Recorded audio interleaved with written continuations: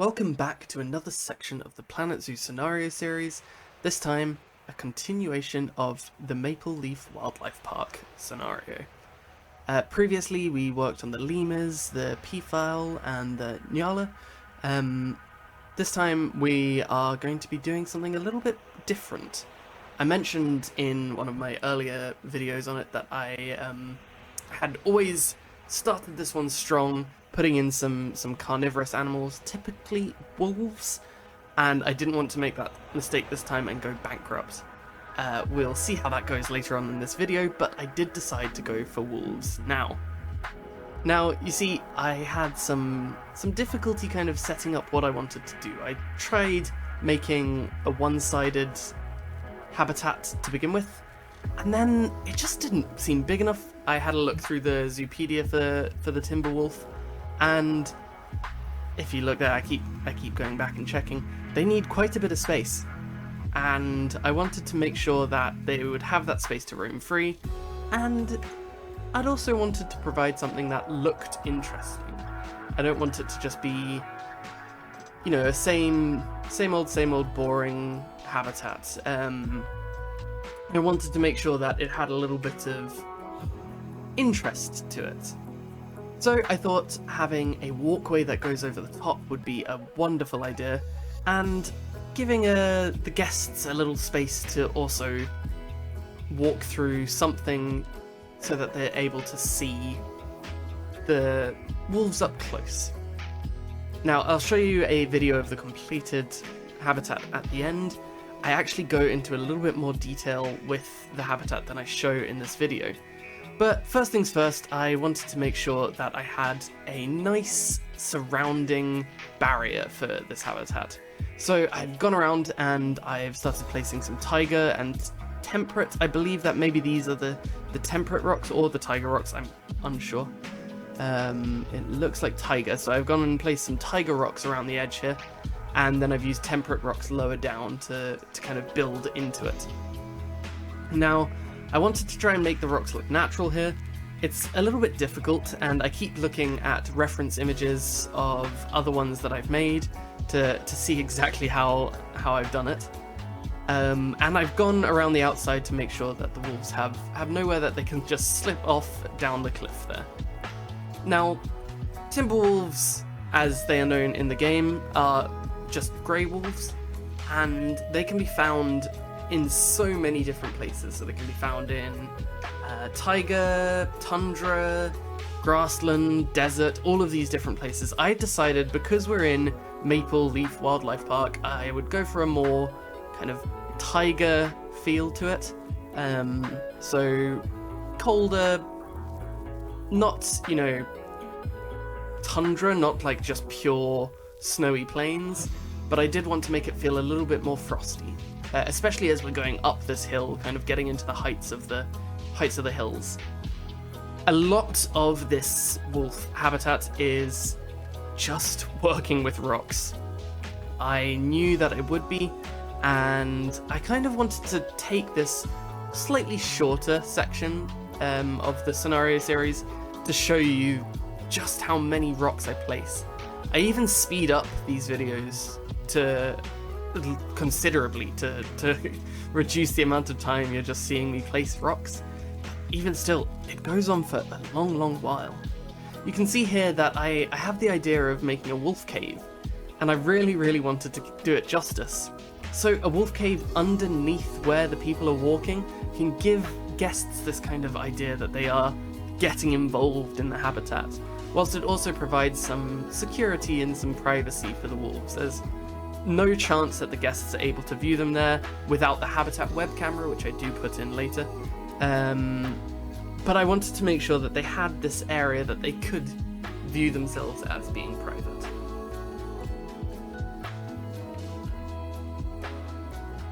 Now we can see I'm kind of lining the walkway there. I do a lot more work on the walkway, and it was very sporadic. It kind of was a lot of me going, oh, I don't like this, I do like this, I'll add that. So I cut most of that out. And then you can see an idea forming in my head there. I start to kind of build it up a little bit, that glass area where the guests are, I have an idea of turning that into a cave. Almost like the guests are in a wolf cave as well, somewhere that they can walk through. I'm using the heat map here to see where the wolf can escape. And we just have one timber wolf at the moment, Chloe. She's showing us where we need to kind of add a little bit more to make it more likable for them. I expand their cave here a little bit to make it seem more natural.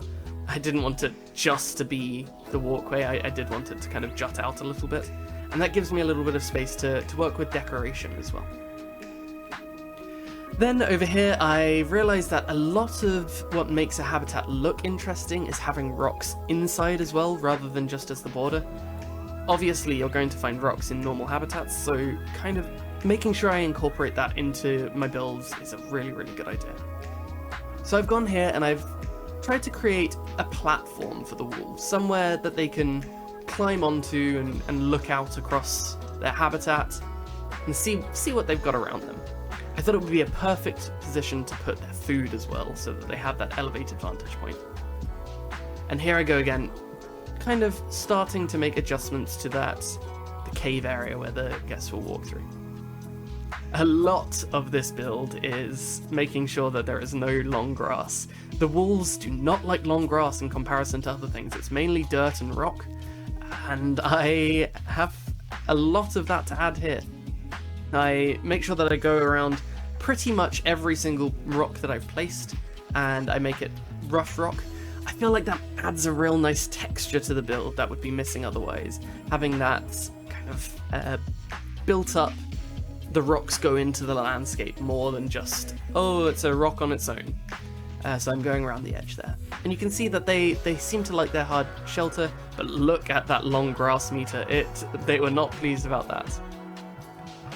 So I do a little bit of work around here. I want to, again, add a little bit of variety to the elevation of this build. And I don't really know how I'm going to do it, so I toy around with some things. This is actually maybe the third attempt that I've had at this. I crafted something initially thinking maybe I could make a swimming pool for them, but of course in a scenario you can't place water. So instead I make a rocky outcrop there down by the side of the mountain, and make it look like there are tracks going over to it that the wolves would typically walk.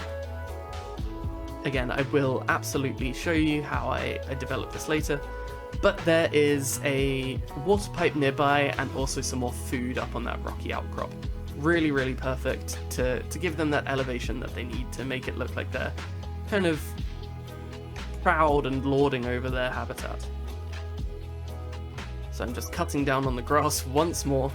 There is a lot to be said for the power of foliage, but beneath all that foliage it needs to have the right foundation. So that's why I'm putting in the effort now to make sure that the foundation's right. I show you the start of the foliage that I add, but a lot of it will come a little bit later, and I figured I did want to just break it down to basics here. So you can see I start thinking about how the foliage would work going up the side of the mountain as well. I really wanted to integrate it with its surroundings, and these Himalayan pines, I believe they are really, really good. Really good. They kind of embody what I'm looking for here. And I add in some of the broken pines as well. They really show kind of that the environment's lived in. Now, the more eagle-eyed amongst you there will notice that I have run out of money there. I am really, really low on money. It is the curse of the Timberwolf. I found myself near bankrupt. So a lot of what I was doing here was kind of waiting for a little bit of money to show up, and then building on it from there. But after leaving the Timberwolf alone for a bit, I've got a load of money, surprise, surprise. The Nyala were having babies, and I really wanted to make sure that they had enough space, so I've created an extra section to their habitat. I've just expanded it back slightly, and I've gone and I've created some more hard shelter, because they were having a real problem with that. I've gone and then covered this over as well, and then I know that I need some rocks in there too. It looks a little bit unnatural, so I go ahead and place some grassland rocks in there. They are going to be getting cold soon as well, so a heater does go in to make sure that they don't have that negative feeling of being in a a much colder place than they're used to. And honestly, I needed a break from those wolves. They were causing me such problems. But I was pretty happy with how the terrain was looking, and just a little bit of work on the foliage will get it to where you will see it in a short little while. I also mentioned in previous videos that I think I'm going to start breaking it down a little bit and focusing a little bit more on individual builds and just doing speed builds and stuff like that. I do believe I'll do that. It is something that I'm still working on. These videos are quite new to me, and as I get better at building in Planet Zoo, I'm sure I will start to do more that will fit in with these different ideas I have in mind.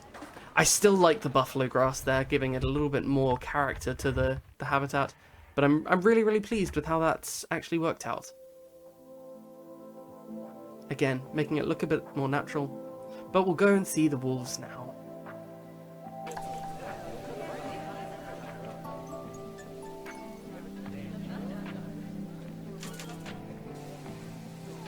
Thank you so much for watching my Planet Zoo scenario videos, and I'll see you again in the next one.